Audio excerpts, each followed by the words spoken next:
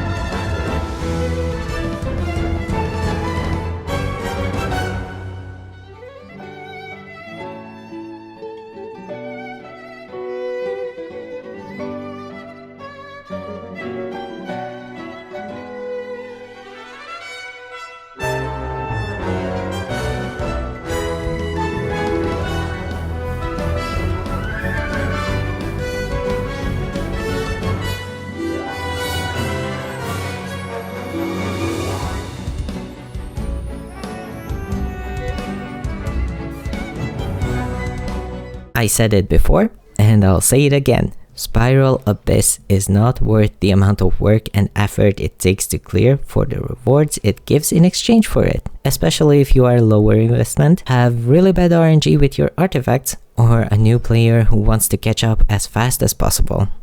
Moonie herself told me she didn't even try floor 12 for the longest time because her teams weren't strong enough, which is also one of the reasons I wanted to try clearing it. As you could see, I managed to do so with a 3-star clear. Would it be possible to clear it with 9 stars? Probably, with a few character swaps here and there, and a lot of artifact upgrades, which I am not sure I could manage with the limited time I have, and I also don't want to abandon my own account, especially now that I am enjoying playing Genshin again. I do have to say, the current builds on these characters could be improved, but with minimal time and resin investment, I was still able to help her clear with her older characters. And now, on to new territory. She had some very lucky pulls in the past, especially when it came to Dendro characters, with both Alhaitham and Nahida coming home with their signature weapons. Moonie always liked character aesthetics first and gameplay second, which is also why she pulled for Ito and then later realized she does not enjoy Claymore characters. All this to say, the first banner of Luna 1 has found her falling for Lauma, the newest addition to Genshin's ever-growing roster. Back at it again with the Dendro characters. Which brings us to my final point on why I started this mini-series. Because she asked me to try and pull for her. Which is exactly what we did. So, I guess stay tuned for that. Until then, Avery out.